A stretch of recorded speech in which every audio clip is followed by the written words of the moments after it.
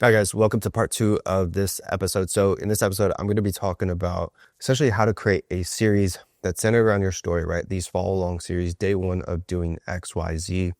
And you'll hear everybody talking about how it's overplayed. It's not going to work anymore. You're not going to grow with it. I've got a lot of proof that says otherwise, that the creators that are growing the fastest, they're actually doing these series, right? Like they're actually creating, this is day one of doing X. And it's some of my favorite content, and they're growing at rapid speed. Like I'm not talking about 5,000 followers overnight. I'm talking about hundreds of thousands, 50,000 followers overnight. So the first creator I'm going to go through is this guy, Yianni Mavrakis, I think is how you say his name. Have you seen him? No. Okay, so he has 130 total posts. He's only created this series a total of 32 times, right? So like 32 episodes essentially is what I mean. And he's doing, today is day 2, today's day 1 of rehabbing my 60-year-old bowling alley. And that is his series, okay? Now, the craziest part, when you break it down, he has gone from 0 to nearly 900,000 followers off of 30 videos. Right. There isn't one episode from this that doesn't have hundreds of thousands, if not millions of views. Some of these, day 18 had 17.3 million views. Like they're all hitting in the 6 figures. Most of them are in the 7 figures though. Mm-hmm. And there's a reason for it though. Like outside of the angle being very unique, right? I just bought a 60-year-old bowling alley. I'm refurbishing it and I'm turning it into something like that. That's super interesting. So like if he would have just said, today is day 1 of building my bowling alley, doesn't hit. The fact that he says today is day 1 of rehabbing, rehabbing a 6-year-old bowling alley, that's an interesting angle. So there is like this qualifier that you have to add into your hook, into your verbal hook, that makes it different, right? If I say, let's say I take my agency, I'm like, today's day 1 of growing my media agency. Okay. Today's day 1 of growing my media agency from 7 figures to 8 figures in the next 365 days. All of a sudden and that is a series I'm going to be doing. All of a sudden that is a lot more interesting because of the verbal hook and adding the qualifiers that make it kind of a unique piece of content versus just another follow along series. Now, the things that he's doing incredibly well and that are extremely interesting, and I haven't seen as many creators do, is if you watch his videos, and you should pull one up to kind of see what he's doing. His handle?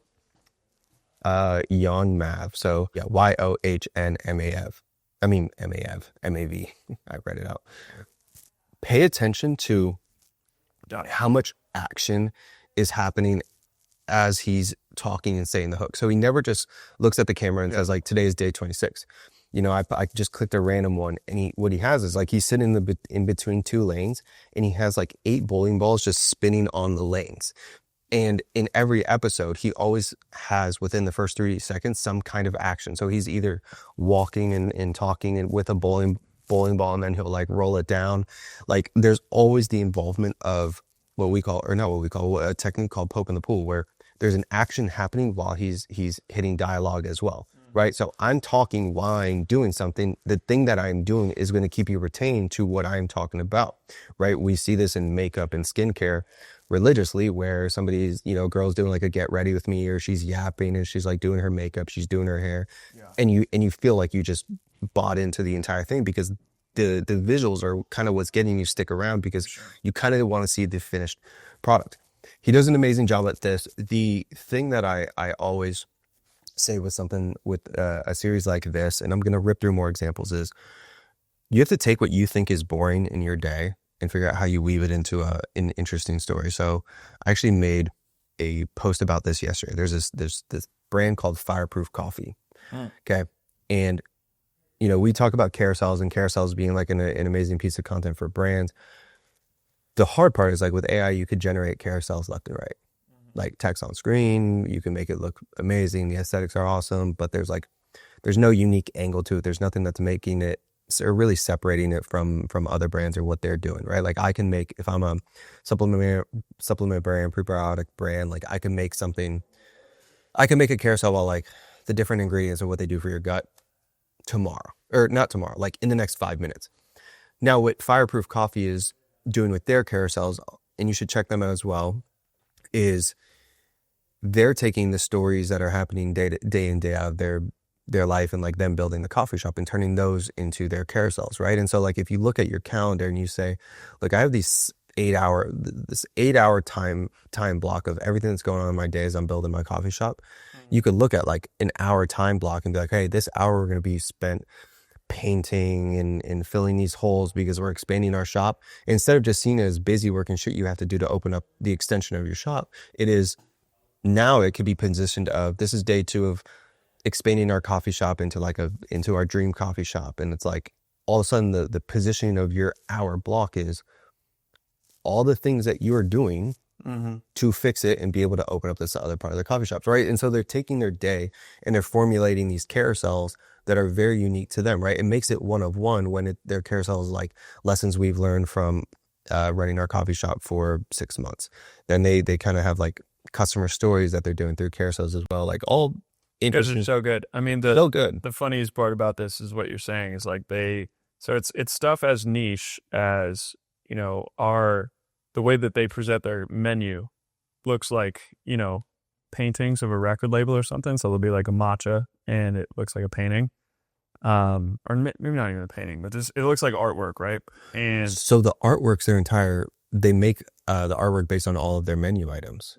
That's what I'm saying. Yeah. Is their menu is presented in this way, and then the quote headline is, "Wait, those are drinks."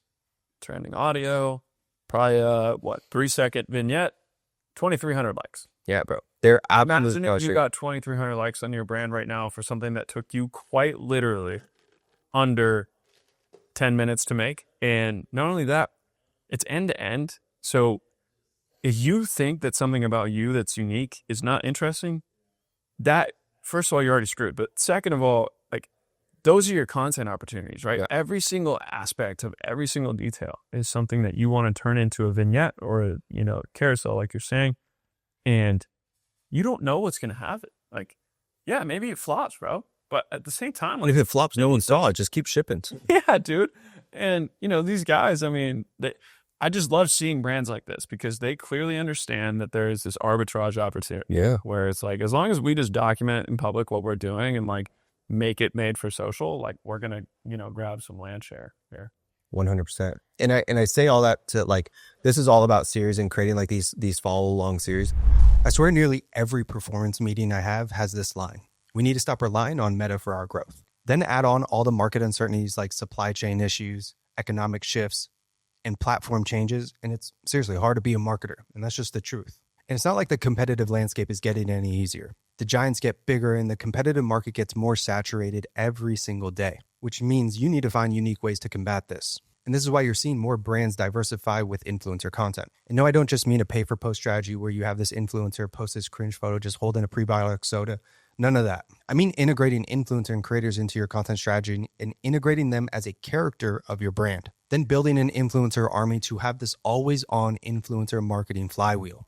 And every month we're doing this for our brands. We're building out these influencer flywheels that are getting them hundreds of pieces of content every single month, net new ad creative, and building this positive perception with their ideal audience. Just imagine having influencers and creators cranking out 100 plus pieces of content for your brand every single month. I mean, it's what you need. And I get it. It sounds amazing, but it's not easy to execute because it's not easy to source, nurture, and connect with all of these influencers and build lasting relationships. That's why my team and clients, we all use SARAL because with it, we're able to build programs that scale versus doing this all manually. That's why they also just released an AI agent that handles all of this outreach, which helps you then spin up a program much faster, which is why brands see an average ROAS of 5.12 when they switch to SARAL. So do yourself and your team a favor and click the link in my description to talk to the SARAL team. They'll walk you through the program, show you what's working. And if you tell them that Alex and Sweat Equity sent you, then they're going to roll out the red carpet for you. But I say, and I bring up Fireproof Coffee because of what they're doing and how they're just taking regular things that like all of us would see as boring and turning it into these stories. And so those same stories are what you need to be doing and seeing your day and figuring out how you position moments within your days for these follow along series. So Yianni's one of the examples that I have. And honestly, one of my favorites, just because of the sheer growth that he's getting on the back end of this follow along series. I really want you guys to study him. Like all the videos are in the other parts, like all the videos are like 50 seconds to a minute, right? Which is sometimes what people are saying, like not to be in that ballpark, like not to be in that range.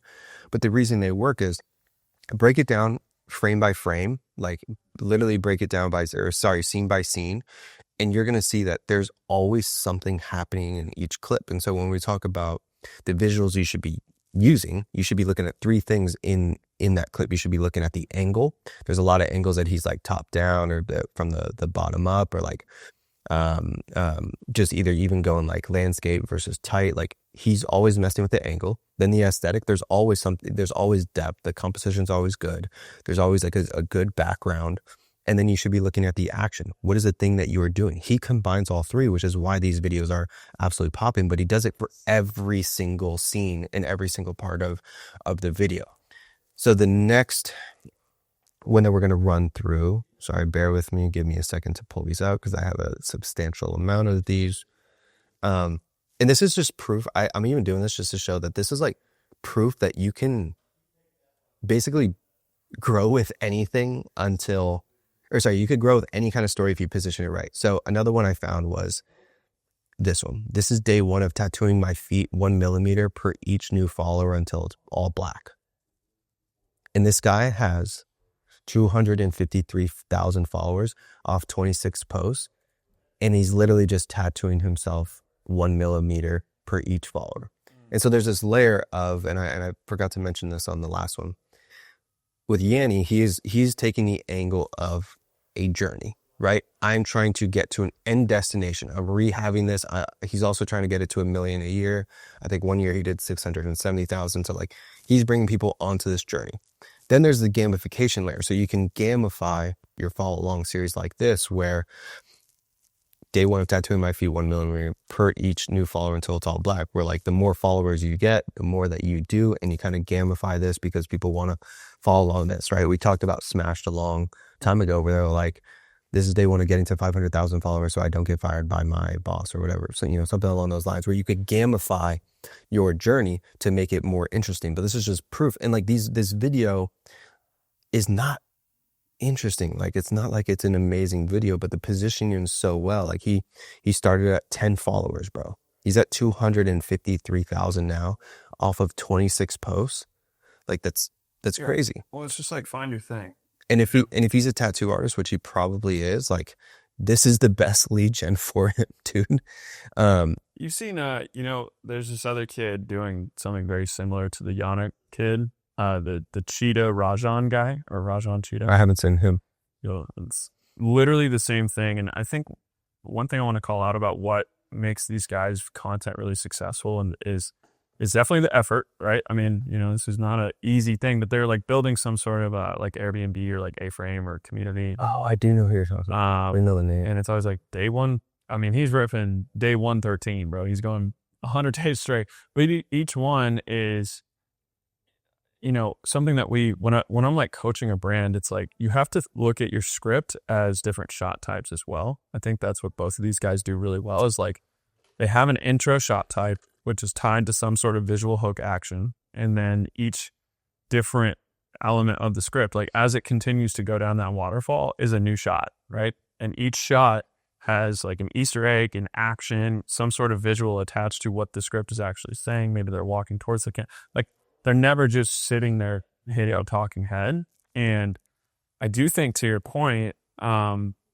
we've seen especially on IG, you see this content a lot more on IG Reels, interestingly. I don't know if they spill over into TikTok as much, but it's this kind of like going away from the talking head style, more towards this next level of effort, but it is paying off a lot for these big brands. Huge, dude. They comment on each other's stuff. They're definitely homies. One of the other interesting ones that I found, again, like I went through an algo that was nothing but follow along series. Day 5 of kicking a rock till it turns into a sphere. That's awesome. 601,000 likes and 230,000 followers. He's on like day 113. Like he's going deep with this. This thing has, let's see how many views it has. I mean, it's 600,000 likes. Like it has to be in the tens of millions of followers. But this kind of plays into like all the man stuff, right? Like you've seen a guy throw like a rock into the water, and it's like the satisfaction aspect of it just hitting the water. It's like every guy understands his feelings. Like it's playing into that. But again, it's like this gamification of you want to follow along because you want to see how many times it's the same idea with how many licks does it take to get to the center of a Tootsie Pop, right? It's like if you took that positioning and you turned it into a series, right? Like if you just did that every day, I'm going to lick this until I get to the center of a Tootsie Pop. Which is crazy that Tootsie Pops aren't hitting that. They should. You know? They should. Who's the social media? But that was what, like 20 years ago? You know what I mean? Like 20, 25 years ago where they were doing that. But it just, like, again, I'm using all these examples to show you that you can literally do anything and make it interesting and build a large following off the back end of it. There is another guy. He is out in the, he's literally out like in the middle of nowhere. And so he has a series where it's day 2 of not knowing how many followers I have. That he's just posting, he's sending the content to an editor, the editor is posting for him, and then he's just going to come back to life, or not come back to life, but like come back to the real world and see where he's at, bro. And he's at 186,000 followers now. Like, you can do anything. Yeah. And make it interesting. And they're all following the same formula. Like that's I think you would like this one. Day 1 of trying to go from unemployed to full-time golfer. Oh yeah, that's great. And so this guy's Will Brown Golf, but he's giving himself, which is key. He's giving himself, let me pull it up.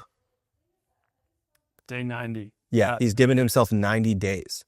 And like you read the first comment, I love the idea, dude, excited to see what you can do in 90 days. What do you mean full-time golfer? Are you trying to go pro in 90 days? Like you read these comments and you see why this works because they're following along for this journey. They're bought in. And shout out to this guy because a lot of people are scared to not be as successful as Yianni. Right. Like when we're talking about that guy and the Rajan guy, I think there's a lot of concerns these days about status and how it pertains to putting yourself out there in content. And this kid's only getting like, 200 likes on a piece of content. It's working though, right? Like his original piece got 50,000, went viral, and then he's just continuing to go. He's not giving up. Right? Like his first piece got 50,000. Now he's getting 174 on, day 43.